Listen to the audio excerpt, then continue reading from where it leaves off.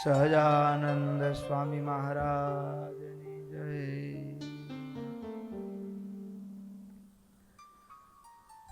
ઈષ્ટદેવ પરમારાધ્ય અનંત કોટિ બ્રહ્માંડાધિપતિ સર્વનિયંતા સર્વ અંતર્યામી ભગવાન સ્વામિનારાયણ એમના દિવ્ય ચરણ કમળ સાનિધ્યમાં ચારેય કોર વીટલાઈને બેઠેલા અનંત અનંત અક્ષર મુક્તો એમની જ પાવન સન્નિધિમાં અત્રે ઉપસ્થિત પૂજ્યપાદ ભગવત પ્રસાદ સ્વામી તથા કથાભિલાષી એવા બાળ યુવાન વૃદ્ધ સમસ્ત ભક્તો સર્વેને ભગવાન સ્વામિનારાયણની ભાવ સ્મૃતિએ સહિત સાદર જય સ્વામિનારાયણ.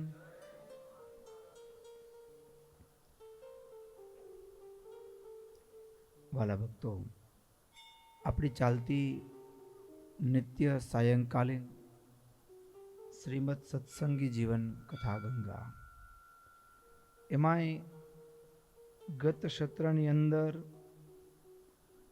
સચ્ચિદાનંદ સ્વામીને દ્વારિકાની અંદર જે કઠણાઈ વેઠવી પડી, 11 દિવસ સુધી સ્વામીને ઉપવાસ થયા હોય, સ્વામી હૃદયના આર્તનાદ ભાવે ભગવાનને પ્રાર્થના કરે અને દ્વારિકાધીશ મૂર્તિમાંથી પ્રગટ થઈ સચ્ચિદાનંદ સ્વામીને દર્શનનું દાન દેવા માટે મંદિરની બહાર દરવાજાની આગળ બેઠેલા સ્વામીને દર્શન આપે.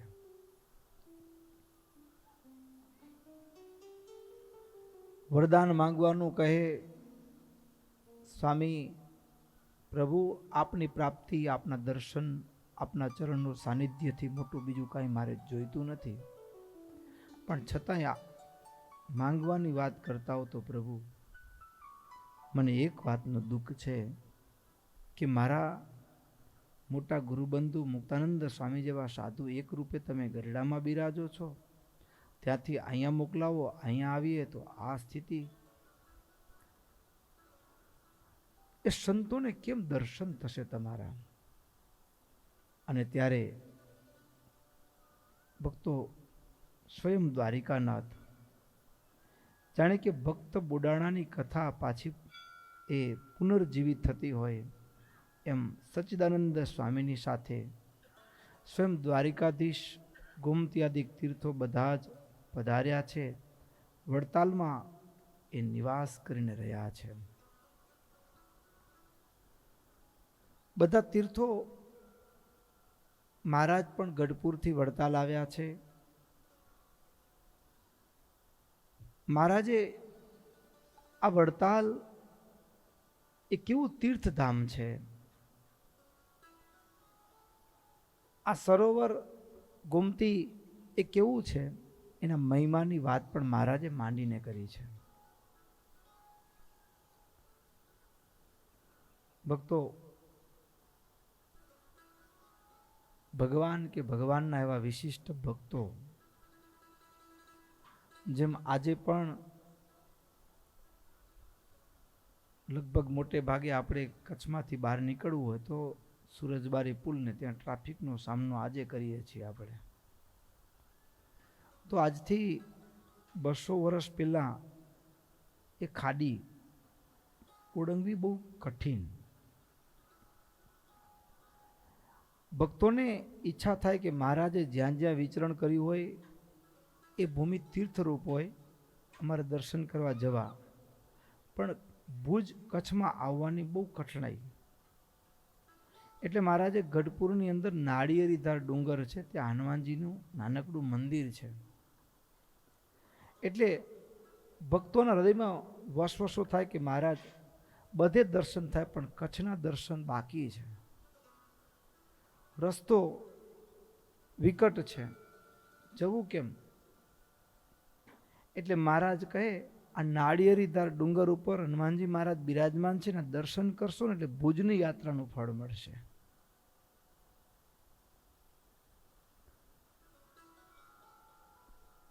વડતાલ દર્શન કરીએ અને સાક્ષાત દ્વારિકાધીશની યાત્રાનું ફળ પ્રાપ્ત થાય. અદ્ભુત એ વડતાલની અંદર એનો નિવાસ કર્યો છે.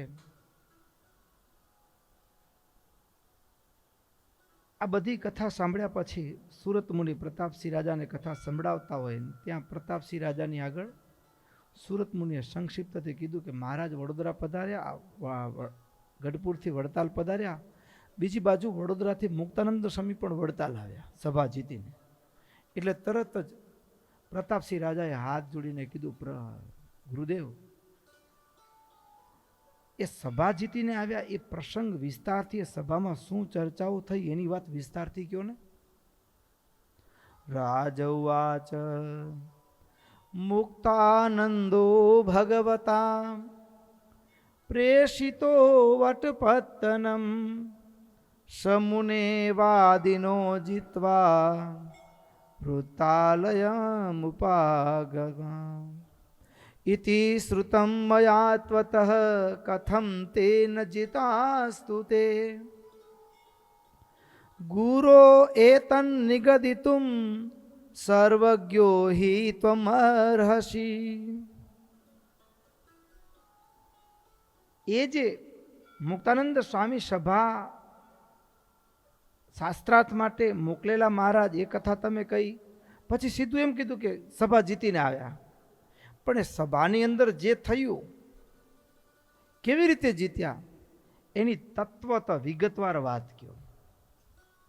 એટલે સુરત મુનિ પ્રતાપસિંહ રાજાને કહે છે, સાંભળો સાંભળો. સદાનંદ સ્વામી નોંધે છે,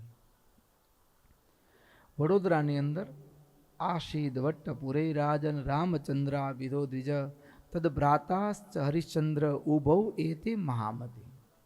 વડોદરાની અંદર 5 પંડિતો મુખ્ય હતા, વિદ્વાનો. એમાં એક તો સગા 2 ભાઈ, એટલે રામચંદ્ર વૈદ અને એના ભાઈ હરિશ્ચંદ્ર વૈદ. હરિશ્ચંદ્ર, આ 2 ભાઈ બહુ બુદ્ધિશાળી, ગજબના વિદ્વાન, શાસ્ત્રોનું પણ અદ્ભુત અધ્યયન કરેલું અને આયુર્વેદમાં પણ બહુ જબરા પારંગત હતા.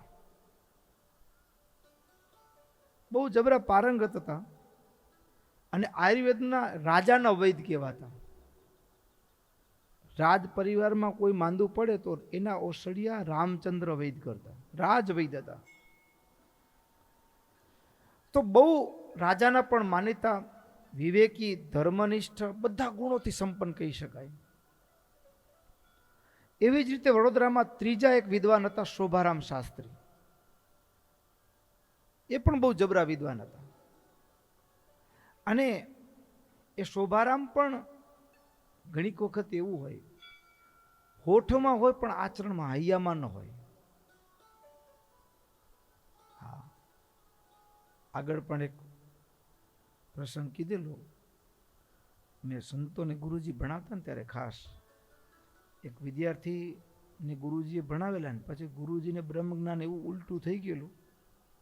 તો વર્ષો પછી गुरुजी फरता फरता निकले, हालो मेरे चेले सब इधर है, बड़े बड़े हो चुके हैं, तो वहाँ जाके थोड़ा दक्षिणा वक्षिणा मिल जाए. एम करता गुरु महाराज निकल्या चेलाना मळवा माटे. चेलाने मळवा माटे निकल्या. हवे एमां लांबी यात्रा करीने गया रे नावा धोवानो कई योग आवेलो नहीं, पण गुरुने नियम बियम जेवुं कई रह्युं नहोतुं. એટલે જેવા ગુરુના પધરામણા થયા એટલે શિષ્ય રાજી તો થયા. એટલે 10 વાગ્યા હશે અને એવા ટાણે ગુરુ આવ્યા, ગાડીમાં આવ્યા હોય એટલે તરત હાથ જોડીને શિષ્યએ કીધું કે ગુરુદેવ, આપ નિત્ય સ્નાન સંધ્યા કરી લો, ત્યાં સુધી આપણા માટે પ્રસાદ તૈયાર હશે. સ્નાન સંધ્યા કરી લ્યો. અને શિયાળાનો સમય, ટાઢું પાણી, એટલે તરત જ કીધું, અરે બચ્ચે, બ્રહ્મ ગંગા में स्नान कर लिया. એટલે બ્રહ્મરૂપ છો એટલે મેં તો ગંગામાં સ્નાન કરી લીધું એમ. વળી ચેલાએ ફેરી બીજી વખત કીધું, ગુરુજી તમે સ્નાન કરી લ્યો, ત્યાં સુધી આપણી બધી જ ભોજનની તૈયારી થઈ જાય. नाक स्नान स्नान संध्या बोल रहे, सब कर लिया, ब्रह्म को क्या होता है. બ્રહ્મગંગા મેં સ્નાન કરી लिया. ત્રીજી વખત કીધું એટલે શિષ્યને થયું કે ગુરુને હવે જ્ઞાન અવળું થયું હે, સમજાવે સમજશે નહીં. તો પછી વાંધો નહીં, જમવાનું તો તૈયાર હતું, જમાડ્યા. અને એમાં આગ્રહ કરીને જમાડ્યા. તમને ખબર છે ને ઘણા ભોજન એવા હોય કે આમ થોડાક સૂકા હોય, જમ્યા પછી પાણી તરસ વધારે લાગે. તે ગુરુજીને બરાબર જમાડ્યા, આગ્રહ કરીને ગુરુ જમી રહ્યા.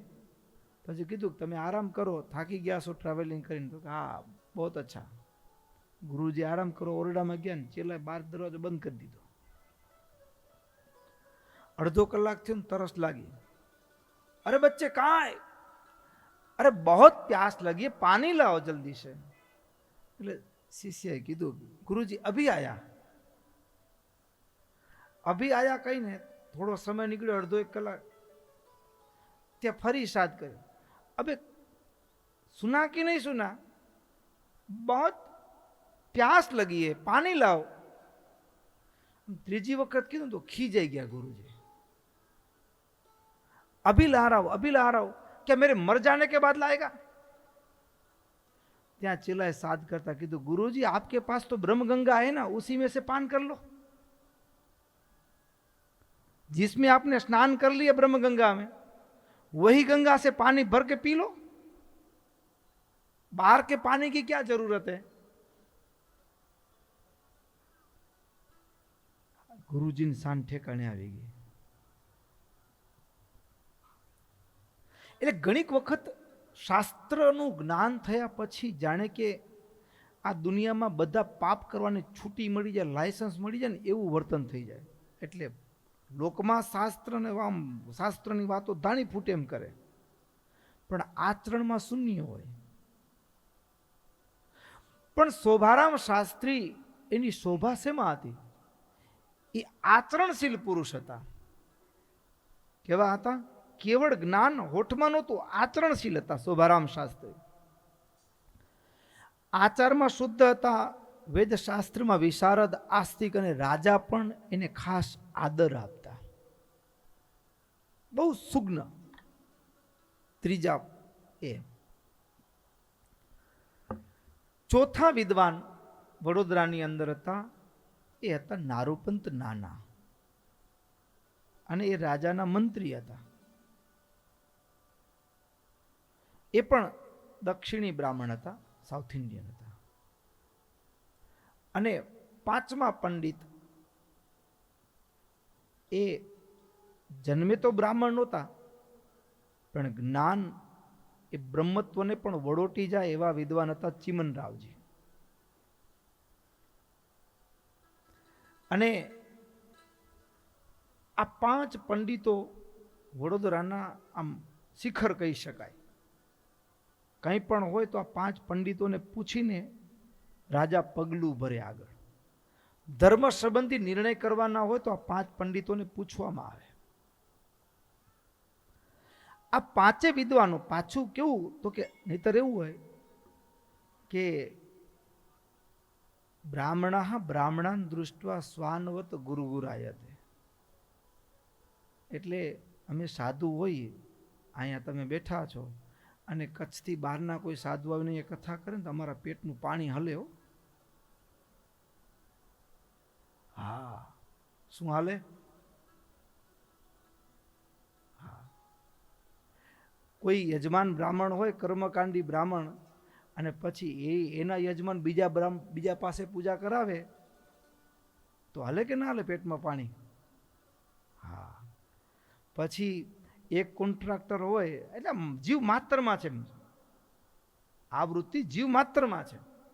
એક કોન્ટ્રાક્ટરોને બીજા બે કોન્ટ્રાક્ટર થાય તો ભાગ પડાવશે ને કામમાં, હલે કે ન હલે પાણી? હલે. હા. એટલે પણ વિશેષતા, એટલે વિદ્વાન હોય ને બીજો વિદ્વાન હોય ને, એ વિદ્વાનને દેખી ન શકે. વિદ્વાનને દેખી ન શકે. પણ આશ્ચર્ય હતું, આ પાંચે વિદ્વાનો હોવા છતાં પણ પરસ્પર મિત્રચાર હતો એનો. ઘણી વાર ભેગા બેસીને શાસ્ત્રની ચર્ચાઓ કરે, પણ શાસ્ત્રની ચર્ચાઓ કરે ને ત્યારે એક મુદ્દા ઉપર આવીને અટકી જાય. શેનામાં અટકે?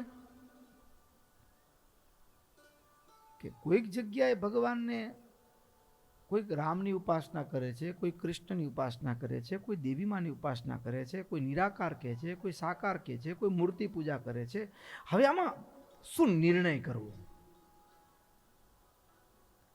ત્યાં આવી અને અટકે.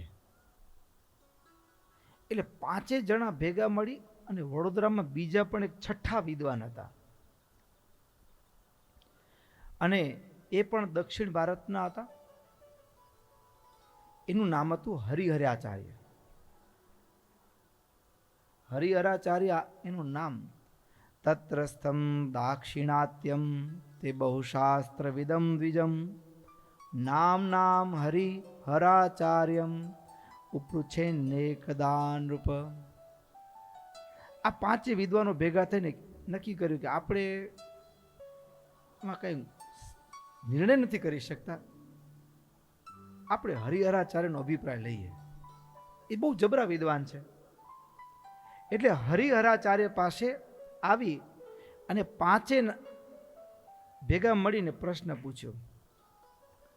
ગોલોકે થચ વૈકુંઠે ભગવાન બ્રહ્મપત્તને અસ્થિતિ શ્રૂયતે લોકે તથૈવ શિરસાગરે ચતુર્ભુજશ્ચાષ્ટભુજો દ્વિભુજશ્ચાપી શોચ્યુતઃ શ્રૂયતે ત્વમાખ્યાહિ ko વા ધ્યેયો મુમુક્ષુભિઃ રામં કૃષ્ણં નૃસિંહં ચ ભક્તા કેચિદ ઉપાસતે અતસ્ત્વં ભગવદ ભક્તો બ્રૂહિ ન સ્વવિનિશ્ચિતમ. હવે પ્રશ્ન ક્યાં છે? તો કે કેટલાક કૃષ્ણ માટે તો કે ગોલોક, રામ માટે તો કે વૈકુંઠ, પછી બ્રહ્મપુર, ક્ષીરસાગરના કિનારે શ્વેતદીપ, ક્ષીરસાગર ને શ્વેતદીપ. વળી ક્યાંક આવે ભગવાન ચતુર્ભુજ, અષ્ટભુજ, સહસ્ત્રભુજ, દ્વિભુજ. હવે આમાં કયું સાચું? ગોલોક ને વૈકુંઠ ને શ્વેતદીપ ધામ આટલા બધા બધું છે શું? આ બધું કયું સાચું? કયું સાચું? એમ પાછું વળી પાછું એમાં વિવિધતા. કોઈ રામની પૂજા કરે, કોઈ કૃષ્ણની કરે, કોઈ નરસિંહ ભગવાનની ઉપાસના કરે છે. એટલે આમાં શું નિર્ણય કરવો? ઉપાસનાના સંદર્ભમાં શું નિર્ણય કરવો? આ 5 જણા ભેગા મળીને હરિહરાચાર્યને પ્રશ્ન પૂછ્યો. આ તો કેવું થયું ખબર છે? જે મેડિકલ સ્ટોરમાં દવા જ નહોતી ને એ દવા પકડાવી આપણને. હરિહરાચાર્ય લોક દ્રષ્ટિએ વિદ્વાન ખરા. આ તો માથું દુખતું હતું ને રસકસની દુકાનમાં જઈને કીધું કે મારે માથું દુખે, દવા આપો ને. હવે શું દવા આપે?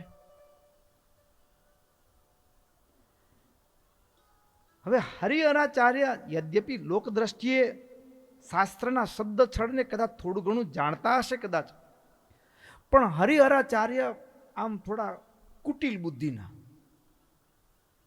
એટલે 5 પંડિતો હતા ને, પેલા તો એને વિશ્વાસમાં લીધા 5 જણાને. અને વિશ્વાસ લેવા માટે એક મજાની યુક્તિ તમને શીખવાડું, શાસ્ત્રમાંથી જ છે. કોઈ પણ કામ સાધવું ને એટલે કોઈ માણસ પાસે કામ કરો ને, વિરોધ નહીં કરવાનો.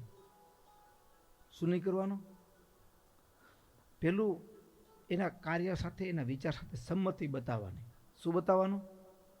છેલ્લી બાકી ઉપરથી પણ સંમતિ બતાવવાની. ના, બહુ વાત સાચી, કરવા જેવું જ છે આ. એટલે એમ થાય કે આ થોડુંક આપણું રગ જામે એવું છે. પછી ધીમેથી રહીને પછી પાનું ફેરવવાનું. સમજ્યા ને? તમે સામેવાળા વ્યક્તિની હામાં હા ભેળવો ને એટલે તમે એને હૃદય સુધી પહોંચી ગયા. જો એની હામાં હા ન ભેળવી, ના કરી તમે, એટલે એની ઈચ્છા ભંગ થયો, માન ભંગ થયો. એટલે તમે અલગ છો ને હું અલગ છું. શું વૃત્તિ વિચાર થઈ ગયો કેન્દ્રમાં? તમે અલગ છો, હું અલગ છું. પણ એની હામાં હા ભેળવી ને એટલે આ કંઈક મને સમજી શકે છે, એટલે તમે સીધા એના હૃદય સુધી પહોંચી ગયા. અને આ યુક્તિ ઘરમાં કામ લાગે એવી છો.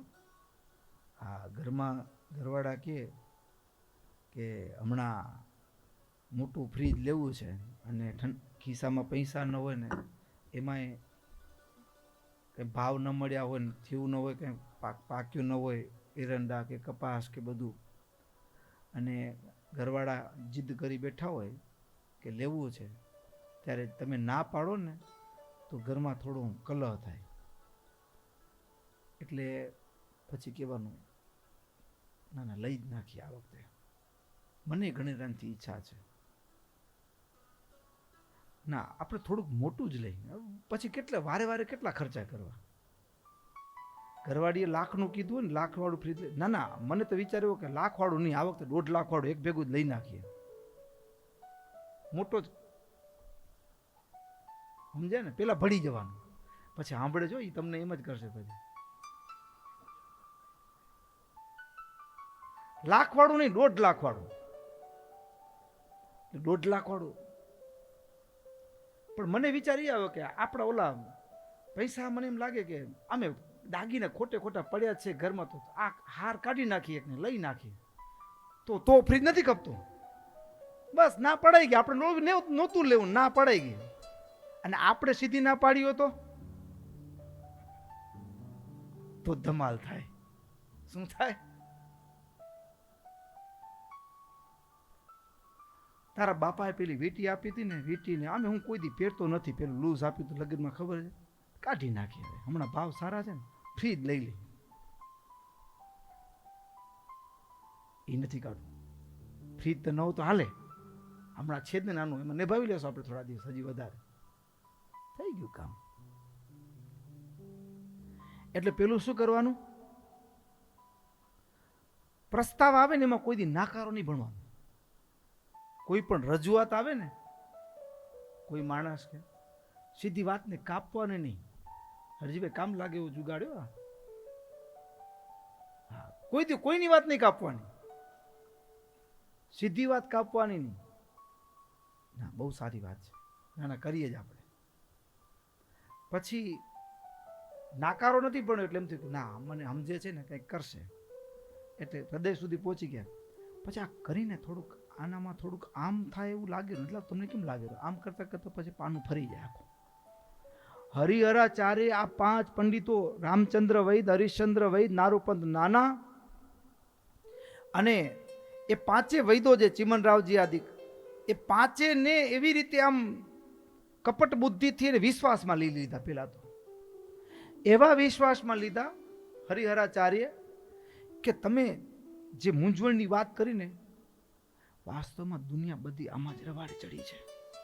તમારો પ્રશ્ન બરાબર છે.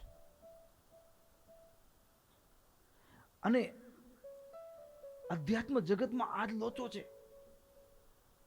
એટલે પ્રશ્ન પૂછનારને એમ થાય કે ના, આપણો પ્રશ્ન છે ને આમ છાતી ગજગજ ફૂલાય કે બધાને પ્રશ્ન છે ને એવો પ્રશ્ન આપણે કર્યો છે. આમ ધીમેથી વાત ચાલુ કરી હરિહરાચાર્ય. પછી માંડીને કીધું, આમાં એક મારો અભિપ્રાય છે, કહેતા હો તો કહું તમને 5 જણાને. તમે શાસ્ત્રને જાણો ને હું એ જાણું. આપણે બધા અભ્યાસ તો કર્યો જ છે. તો કે આ કર્યો છે. તો કે આ ગોલોકાદિક ધામ ને એ બધું છે ને, એ આમ શાસ્ત્રમાં લખેલું હોય એવું લાગે, ખાલી હકીકતમાં ન હોય એવું. મારું આમ પાનું આખું એવું ઉલટું ફેરવ્યું. ગોલોક વૈકુંઠાદિક ધામ છે જ નહીં, પણ બોલે કેવું? પેલું કીધું કે તમારો પ્રશ્ન એકદમ બરાબર સાચો છે, બધાને આજ મૂંઝવણ છે. અને તે ધીમેથી રહીને પાનું ફેરવતા, શાસ્ત્રમાં લખેલું છે, પણ વાસ્તવમાં મળતું આવે એવું નથી. ઘણી વાતો લખાણમાં લખવા પાછળના કારણો જુદા હોય, આપણને સમજણમાં ના આવે. એટલે સામે વાળો વ્યક્તિ ના બરાબર. પછી વાત આવી દ્વિભુજ, ચતુર્ભુજ, અષ્ટભુજ, કયા ભગવાનની પૂજા કરવાની, આરતી ધૂન કેની માળા કરવાની, કરવાનું શું? ધ્યાન કોનું કરવાનું? એટલે હરિહરાચાર્ય કીધું કે જો હું તો એવું શાસ્ત્રમાંથી શીખ્યો છું, ગુરુની કૃપા, ગુરુનો સાક્ષાત્કાર. ગુરુએ મને દર્શન દઈને એમ કીધું કે કળિયુગમાં પ્રત્યક્ષ ભગવાન ન હોય. આ મારી વાત નથી, એવી મીઠી વાત કરીને આમ ફેરવીને, આ મારી વાત નથી. ગુરુદેવ, ગુરુ તો કેવા સાક્ષાત્કારી હતા. એના ગુરુ કોની તો ખબર જ ન હોય કોઈને. ગુરુ તો કેવા સાક્ષાત્કારી. અને વાતે છે ને, ભગવાનને ત્રિયુગી તો કીધા છે, ભગવાનને ત્રિયુગી કીધા છે. એટલે કળિયુગમાં ભગવાન ન હોય, પ્રત્યક્ષ ભગવાન હોય જ નહીં. કળિયુગમાં તો કેવળ નામ સંકીર્તન કરવાથી મોક્ષ થઈ જાય. એટલે આ મૂર્તિનું ધ્યાન કરવું ને આ ઉપાસના કરવી ને એ બધું વ્યર્થ છે. હા, સતયુગમાં બધા ધ્યાન યોગથી ધ્યાન કરવાથી જે ફળની પ્રાપ્તિ થતી ને, એ જ ત્રેતાયુગમાં યજ્ઞ દ્વારા પ્રાપ્તિ થતી. અને એ દ્વાપરની અંદર પૂજા કરવાથી પ્રાપ્ત થતી. એ યજ્ઞ કરવા, ધ્યાન કરવું કે પૂજા પાઠ કરવા, અત્યારે આપણે કળિયુગમાં જીવીએ છીએ. એટલે કળિયુગના રીતિ પ્રમાણે રહેવું છે. કળિયુગમાં એ યજ્ઞ, ધ્યાન કે પૂજા કે એ કઈ નહીં. કળિયુગમાં તો કેવળ નામ સંકીર્તન કરો, બસ બધું આવી ગયું. એટલે હવે મૂર્તિનું ધ્યાન બાન બધું પડતું મૂકો. આમ એવું મીઠું કીધું ને, વળી પાછું હરિહરાચાર્ય પેલું કેવું મસ્ત કરીને વિશ્વાસમાં લીધા.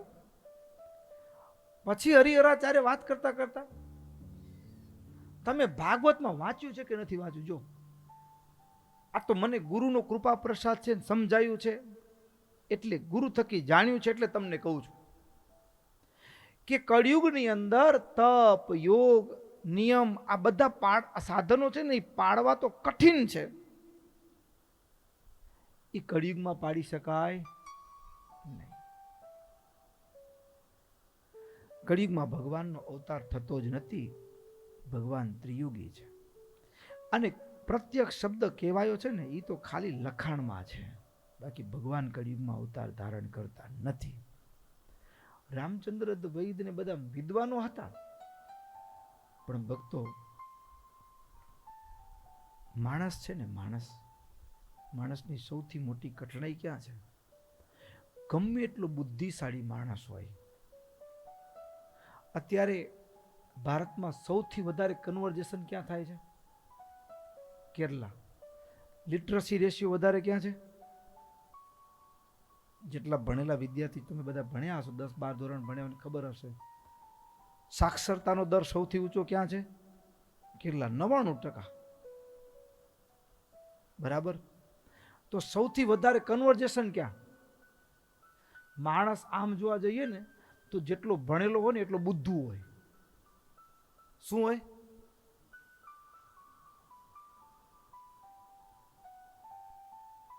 કારણ શું? દુનિયામાં બધું બુદ્ધિથી નથી મપાતું. દુનિયામાં બધું બુદ્ધિથી મપાતું નથી. હવે ઘરમાં તમે 2 ગ્રામ જ રોટલીમાં ઘી ચોપડવું, 4 ગ્રામ જ ખીચડીમાં ઘી નાખવું, એ બુદ્ધિ ના હાલે. ઘરમાં કોઈથી બુદ્ધિ નહીં વાપરવાની. અને વ્યવહારમાં કોઈથી હૃદય નહીં ખોલવાનું. હૃદયમાં વ્યવહારમાં કોઈથી ભાવુક ન થવાય, તો તમને બધા ટોપી ફેરવી જાય તમારી. પણ જેટલો માણસ ભણેલો હોવાનો એટલો માણસ સૌથી મોટી કઠણાઈ એ કે એનામાં સંવેદનશીલતા છે ને, એ ભણતરની સાથે સંવેદનાને પણ એ પૈસાના તોલમાં તોલતો થઈ જાય.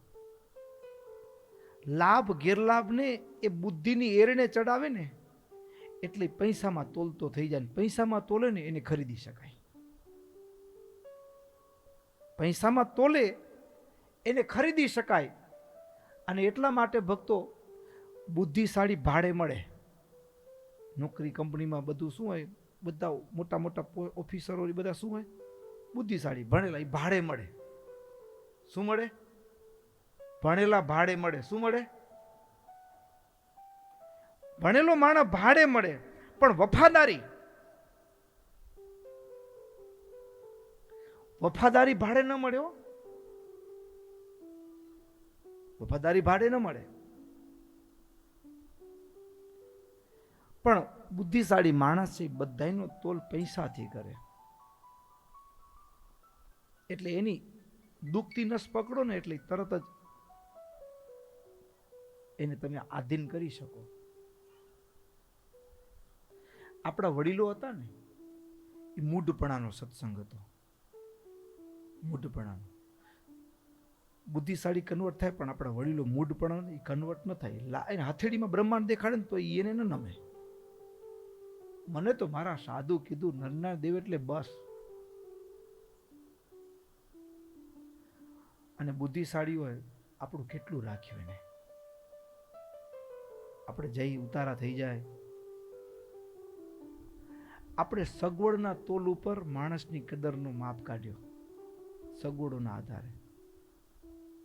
અને એને ફેરવી શકાય. માણસને સગવડોથી ખરીદી શકાય, સગવડોથી પોતાનામાં ખેંચી શકાય, પ્રસાદીથી પોતાનામાં ખેંચી શકાય, આવે ત્યારે માનપાન આપીને પોતાનામાં ખેંચી શકાય, બુદ્ધિશાળીને ખેંચી શકાય. શું કરી શકાય? સમજી ગયા ને? હા, આ દુનિયાનું સત્ય છે. પણ જ્યાં ભાવ હોય, હૃદય હોય ને, એને ન બદલાવી શકાય.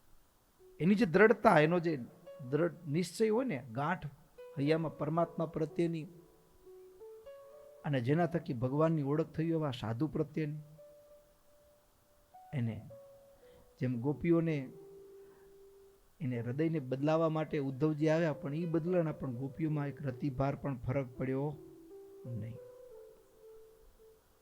આટલી મોટી વાત છે.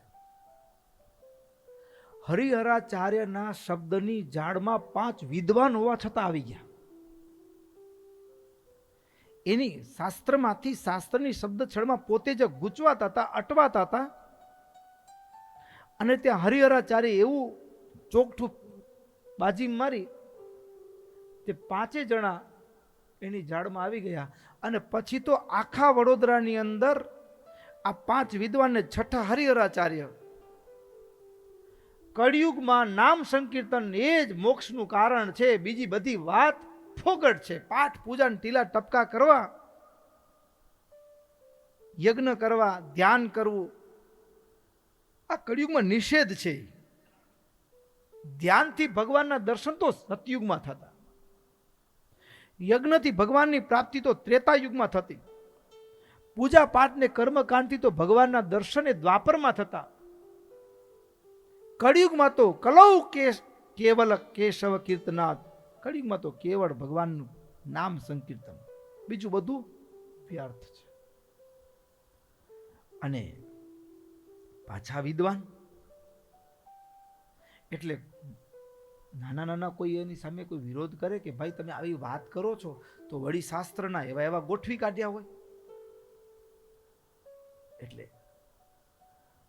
આ 5 અને છઠ્ઠા હરિહરાચાર્ય આખા વડોદરાની અંદર એવું જ પ્રવર્તન કરેલું, પોતાના મતનું બરાબર કે કળિયુગમાં ભગવાન હોય નહીં.